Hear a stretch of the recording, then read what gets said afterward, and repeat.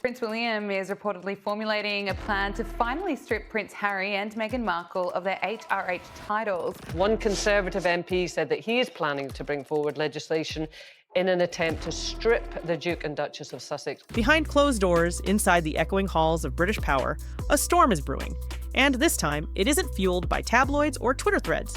The House of Lords, the very heart of the establishment, has turned its eyes on the Duchess of Sussex.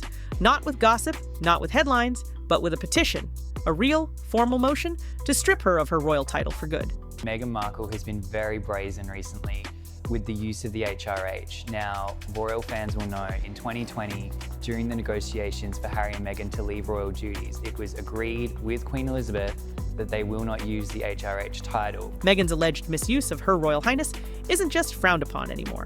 It's being called illegal. And this time, even Prince William has had enough. The gloves are off. Parliament is circling. And Meghan's fairy tale, it may be over. Not with a bang, but with a signature. So, what exactly happened behind the scenes to trigger royal revenge? Let's uncover the chaos.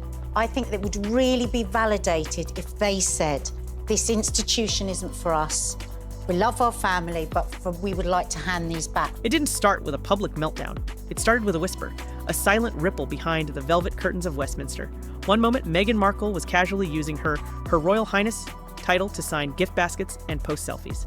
The next, Parliament had launched a formal petition to revoke it entirely. This wasn't performative. This wasn't symbolic. It was real.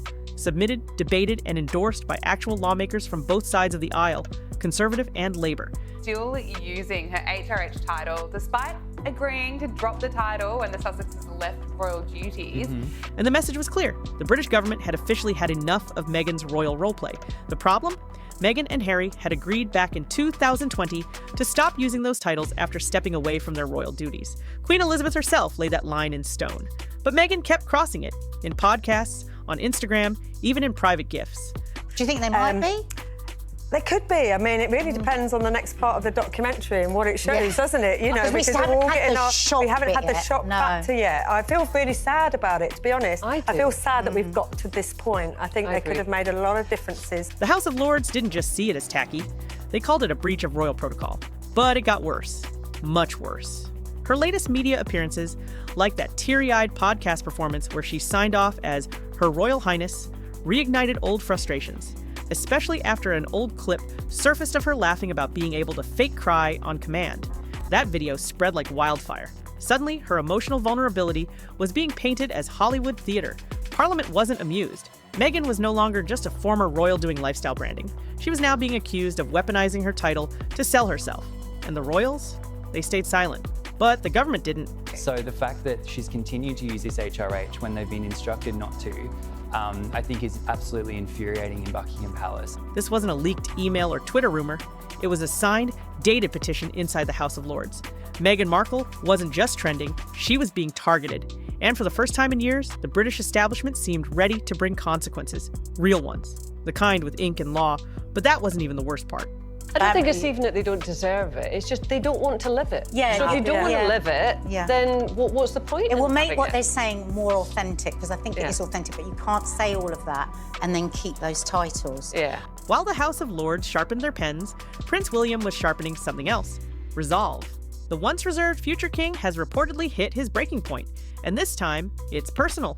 Insiders say William, who's stayed calm through years of interviews, accusations, and Netflix fallout, has finally decided to take action of his own.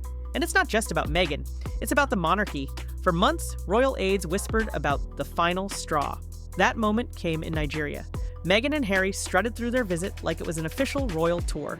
Outfits styled to perfection, handshakes with high-ranking officials, photo ops straight from the palace playbook.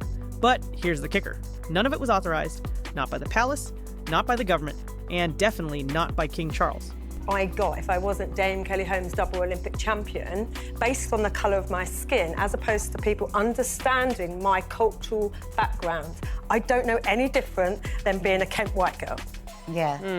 From what I see and what I know, because everyone around me was white. This is a normal environment. William was reportedly furious. To him, this wasn't just a branding stunt. It was an attempt to fake their way back into royal relevance. A rogue royal tour wrapped in designer clothes. And what made it worse? Meghan's use of the Duchess of Sussex title, despite a clear understanding with the late Queen that it was to remain in name only. Now William's telling allies he won't sit back anymore. Sources close to the prince say he's pushing hard for the titles to be stripped, both Duke and Duchess of Sussex and Her Royal Highness. One insider put it bluntly, he wants them out, completely. Behind closed doors, William is reportedly lobbying the palace and advising key parliament figures. He's done watching from the sidelines while Meghan signs royal stationery and Harry gives interviews trashing the institution that raised them. William doesn't want revenge, he wants closure. And this motion in Parliament? It's the first real tool he's been handed. He may not be king yet, but he's already moving like one. Because to William, this isn't about headlines. It's about protecting what's left of a battered monarchy. And what happens next could reshape the royal family forever. As an actress, and I remember when I was in a relationship years ago, everything I did and said, whether I cried, whether I joked, this boyfriend of mine would say, well, you're an actress. As if you were fake. So I think as if it was fake. So I feel that she's also a bit awkward and watching everything that she's saying, so that doesn't play well to people. But It should have been harmless. A podcast appearance, a heartfelt moment, a handwritten gift card attached to a luxury basket of snacks and candles. But zoom in, and there it was, with compliments from Her Royal Highness, the Duchess of Sussex. That tiny line detonated like a bomb. Why? Because Meghan isn't supposed to use it. Not publicly, not privately, not at all. That detail wasn't missed by royal watchers or by Parliament. Almost instantly, social media exploded with screenshots of the card. Comment sections lit up with disbelief. And behind the scenes, lawmakers took notes. It wasn't just a faux pas. It was a legal red flag. Meghan had broken one of the few remaining rules that kept her connected to the crown. And it wasn't the first time. The issue wasn't just the card itself. It was what it symbolized. Meghan's refusal to let go. From the Netflix docuseries to her Spotify deals, Meghan's royal connection wasn't just part of her identity. It was part of her brand. She leaned into it, profited from it, and flaunted it, even as the palace distanced itself completely. Critics began calling her the Duchess of Drama. And when that resurfaced clip hit, the one where she laughs about her ability to fake a tear for the camera, it confirmed what her opponents had been saying for years. The tears, the breakdowns, the emotional reveals, all of it, they claimed, was performance. That podcast, it didn't feel like therapy. It felt like a stage. The timing couldn't have been worse. The British government was already furious over the Nigeria trip, and now Meghan was reigniting fury by wielding a title she wasn't supposed to touch. One Parliament insider called it a clear breach of understanding, and others went further, calling it deliberate. Meghan wasn't just bending the rules. She was testing the system, and for a centuries-old monarchy built on discretion and order, this was open defiance. The petition to strip her title didn't come out of nowhere. It came out of a gift card, a seemingly innocent gesture that opened the floodgates to something much bigger. Just when Meghan's defenders were rallying to her side, another clip surfaced, and this one hit like a slap. It wasn't new, but it was perfectly timed. Meghan, smiling coyly in an old interview, casually joked that she could fake cry on demand. "Give me 3 seconds," she said. Left eye? Boom, done. Fast forward to her latest podcast, and suddenly those carefully dabbed eyes and shaky breaths didn't feel so raw anymore. They felt rehearsed, like a scene from a script. Social media didn't hesitate. Within hours, the clip had gone viral again, a damning side-by-side of past performance and present breakdown. The backlash was swift. Comments poured in calling her out for emotional manipulation, accusing her of playing the victim while weaponizing a royal identity she no longer had. The most damaging blow came from body language experts who began dissecting her every move. One former intelligence analyst said Meghan's expression showed signs of emotional disconnect. Her blinking pattern, lack of facial strain during supposed emotional moments, and tone mismatches all pointed to one thing: performance, not pain. That analysis got picked up by the tabloids, then the mainstream press, then Parliament. Suddenly, the podcast wasn't just cringe, it was case evidence. A pattern of behavior that, according to critics, showed Meghan was exploiting the emotional sympathy typically afforded to royals while no longer holding any official role. Even former royal aides began whispering that the palace had been too lenient, too quiet, that every tear, every gift basket, every Duchess moment was part of a long game. And this clip, it cracked the illusion. Meghan's carefully curated image of vulnerability had just been flipped upside down. And for lawmakers already sick of the Sussex saga, it wasn't just embarrassing, it was infuriating. Meghan wasn't seen as someone struggling with the weight of royal life. She was now being painted as a performer, one with a crown-shaped spotlight and no interest in stepping off stage. It looked like a royal tour, felt like a royal tour, played out across Instagram like a royal tour. But it wasn't, and that's exactly why Meghan and Harry's Nigeria trip set off alarms across the UK's political landscape. No official invitation, no palace clearance, no government oversight. Just Meghan and Harry gliding through meetings with top military leaders, posing for glamorous photos, and speaking as though they still carried royal authority. For the British government, it was more than awkward. It was dangerous. Diplomacy is delicate, titles carry weight, and unauthorized visits like this can create confusion, or worse, international friction. Whitehall officials were blindsided, palace insiders were stunned, and when the photos hit the press, comparisons to official royal engagements were unavoidable. Meghan wore designer looks eerily similar to those from past royal tours.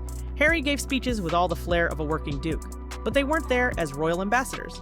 They were there as celebrities, playing royal. That distinction mattered, because under UK law, using royal titles to conduct unofficial diplomacy is a serious breach of protocol. The House of Lords saw it as more than just a branding faux pas. They saw it as a constitutional risk, and so what started as a photo op turned into the final straw. Critics began using the term rogue royals, a label that stuck like glue. Parliament quickly moved to include the Nigeria trip in their case to strip Meghan's title. They called it unauthorized diplomacy. Others used harsher words: exploitation, deception, and royal cosplay. Meghan's defenders said it was just a cultural visit, but Parliament wasn't buying it. One senior MP said bluntly, "You don't get to play palace when it suits your brand." And once that narrative took hold, that Meghan was faking royalty for fame, public support nosedived. Because in the UK, titles aren't fashion statements. They're earned, not borrowed. And Meghan's tour? It was the clearest sign yet that she wasn't letting go. Not of the crown, not of the spotlight, and definitely not of the Duchess title, even if Parliament was about to take it from her. For a long time, Meghan's defenders were loud. Social media buzzed with support. Commentators framed her as a survivor of a cold, outdated system. But lately, the tide has turned. Poll after poll shows the same thing. Britain has moved on. And not just moved on, turned against her. That viral podcast stunt didn't help.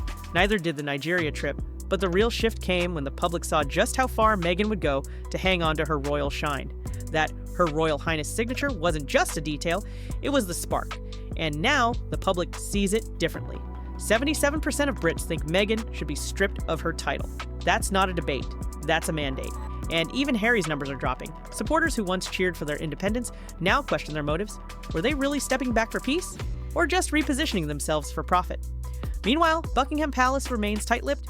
No statements, no denials, just silence. Some say that's strategic. The monarchy doesn't fight in the press. But others say it's cowardice, that by not acting, the Crown has let Parliament do the dirty work. Either way, Meghan's title is now more than just a name. It's a legal risk. UK officials worry that continued use of Duchess of Sussex could blur lines between royalty and commerce, especially as Meghan expands her media empire. And the House of Lords is making it clear they won't wait for another royal scandal to act. If the monarchy won't protect its integrity, Parliament will. What started as a whisper, a quiet unease about Meghan's influence, is now a roar echoing through Westminster. And as the petition gains steam, the palace's silence is starting to sound like agreement. Meghan may still call herself a duchess. But if the vote goes through, that signature, that title, and that royal branding she's wrapped herself in for years, all of it could vanish. She wanted to escape the institution. Now the institution is preparing to erase her from it. This isn't just tabloid drama. It's a reckoning. Meghan Markle, once seen as the monarchy's modern hope, is now facing the ultimate backlash. The loss of the very title that made her global. Not because of scandal, not because of Netflix, but because the system she left behind is finally shutting the door. Parliament's petition to strip her Duchess title is real, it's gaining momentum, and it sends a sharp message. Royal titles aren't props, they're earned. Meghan's tearful podcasts, her signature as Her Royal Highness, her royal-themed branding, all of it has become evidence. And while Buckingham Palace stays silent, Parliament is stepping in to do what the royals won't. The crown may no longer protect her, the title may no longer belong to her, and the fantasy she's built around it, it's crumbling. Because this time, it's not about PR or public sympathy. It's about rules, legacy, and consequences. So if Meghan Markle loses the Duchess of Sussex title, what's left? A Hollywood brand? An influencer? Or just another royal chapter coming to a dramatic end? Drop a comment if you're ready to see how far this goes, because this story isn't over. It's just getting started.